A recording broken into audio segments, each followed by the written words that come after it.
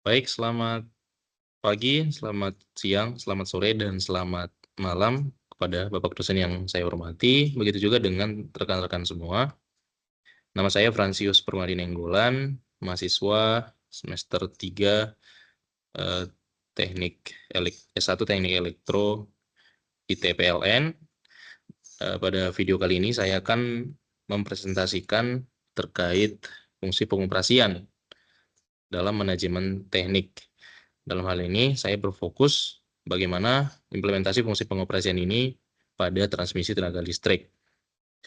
Presentasi ini membahas pentingnya fungsi pengoperasian dalam industri ketenaga listrikan.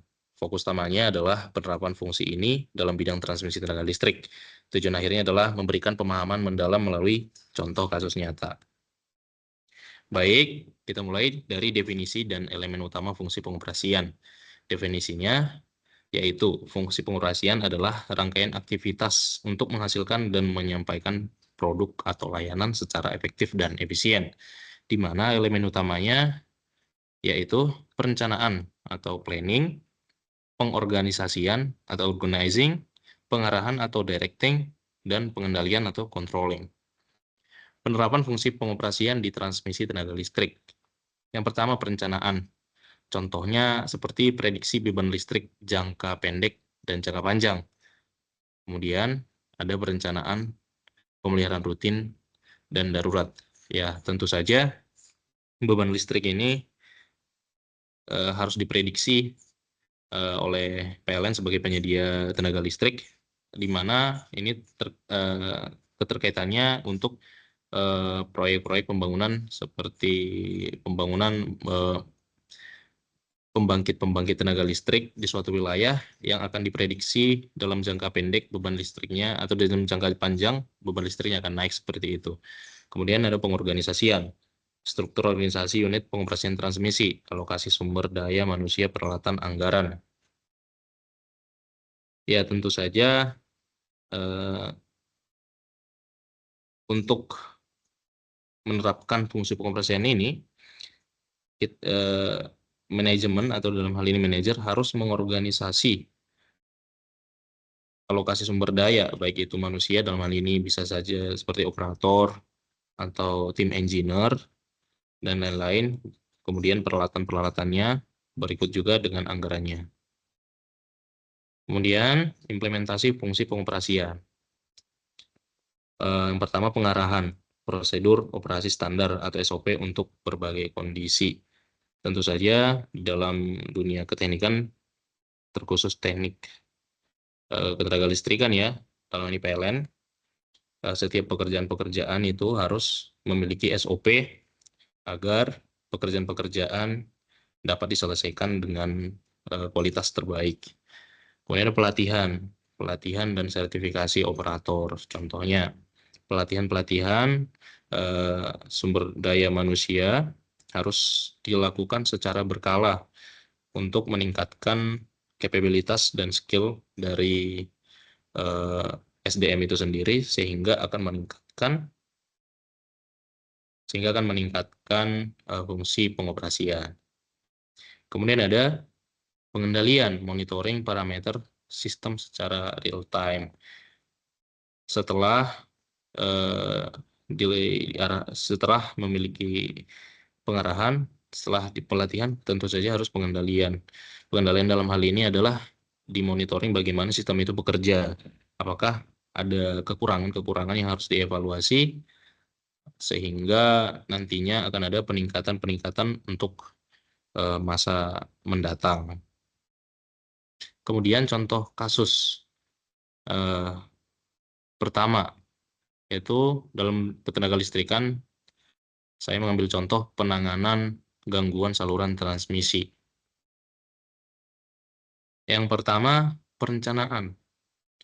Nah, jika terjadi gangguan di dalam saluran sistem transmisi, kita harus merencanakan kontingensi untuk gangguan. Kontingensi dalam hal ini maksudnya adalah tim yang udah siap, peralatan, berikut juga anggaran-anggaran yang mungkin dibutuhkan untuk penanganan gangguan saluran transmisi tersebut.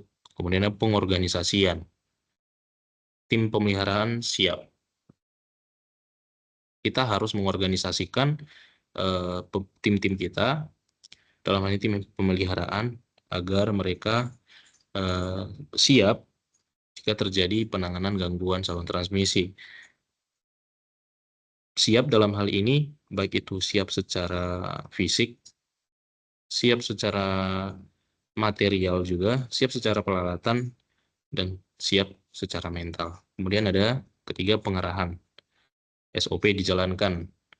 Nah, ketika terjadi gangguan transmisi, kita harus berkiblat kepada SOP. Nah, SOP ini adalah buku panduan-panduan standar yang akan kita laksanakan untuk menangani gangguan. Kemudian ada pengendalian, yaitu sistem proteksi bekerja.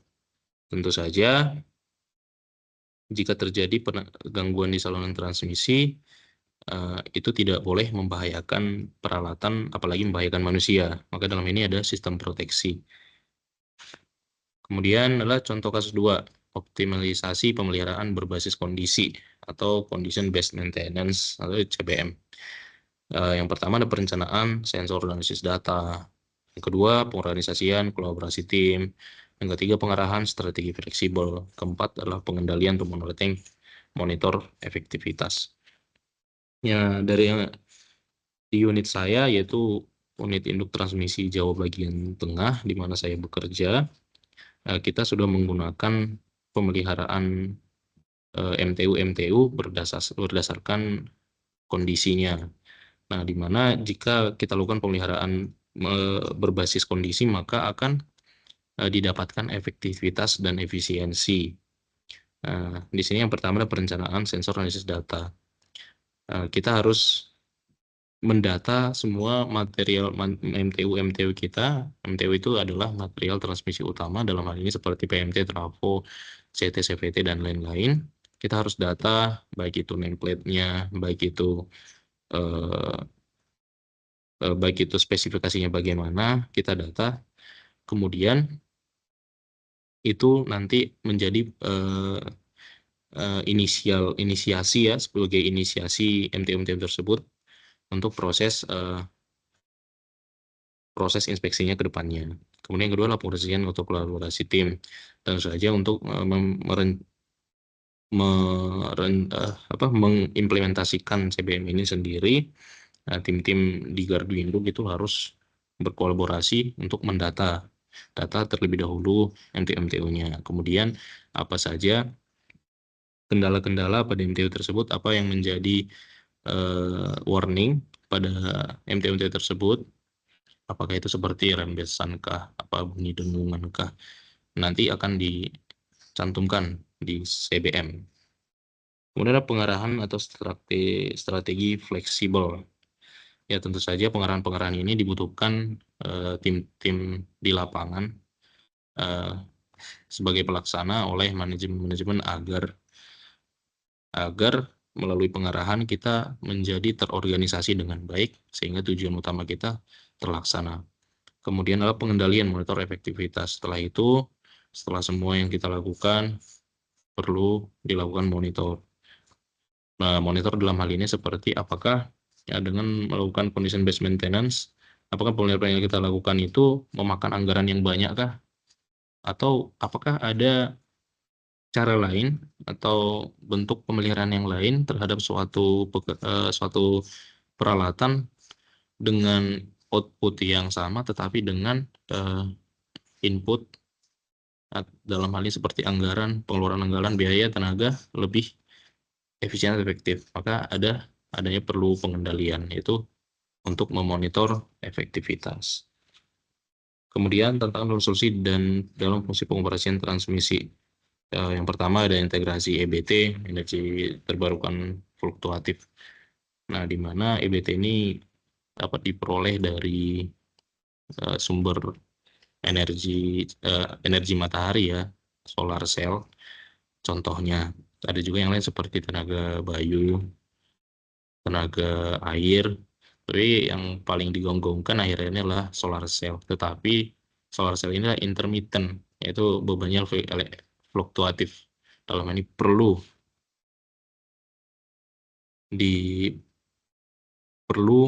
adanya perencanaan yang lebih matang terkait integrasi EBT ini. Kemudian adalah yang kedua, peningkatan beban pertumbuhan ekonomi. Kita tahu secara grafis dari tahun ke tahun beban PLN itu, beban daya listriknya semakin meningkat. Nah, peningkatan beban listrik itu diikuti oleh pertumbuhan ekonomi, sehingga perlu juga peningkatan daya pembangkit, pembangunan pembangkit-pembangkitan baru, dan diikuti dengan pembangunan transmisi tenaga listrik, begitu juga sampai ke distribusinya. Ini menjadi tantangan dalam pengoperasian, fungsi pengoperasian transmisi. Kemudian ada keamanan siber, ancaman sistem kontrol. PLN juga memiliki program Moonshot, yaitu digital Moonshot. Dalam hal ini, digital Moonshot ini adalah pelaksanaan proses bisnis dengan berbasis digital. Contohnya di sistem transmisi, yaitu penggunaan CBM Srintami untuk menginspeksi peralatan-peralatan NTU. Tetapi kita tahu pasti ada kelemahan dalam sistem ini. Kelemahannya adalah karena berbasis digital, sistemnya bisa diretas. Untuk itu, kita harus memiliki keamanan siber yang baik. Ini menjadi tantangan yang ketiga. Kesimpulannya, yang pertama krusial. Fungsi pengoperasian krusial untuk transmisi tenaga listrik. Transmisi tenaga listrik itu harus dioperasikan dan harus 24 jam per hari dalam pengoperasiannya. Kenapa? Karena ini sangat krusial, di mana operator harus melihat dan memantau bagaimana proses penyaluran di gardu induk. Kemudian ada efektif. Nomor 2, efektif. Membutuhkan perencanaan matang dan pengendalian ketat. Efektivitas akan diperoleh jika perencanaan dilakukan secara matang, kemudian pengendalian yang ketat. Ketiga, inovasi, adaptasi terhadap tantangan baru. Jika terdapat tantangan-tantangan baru, jika terdapat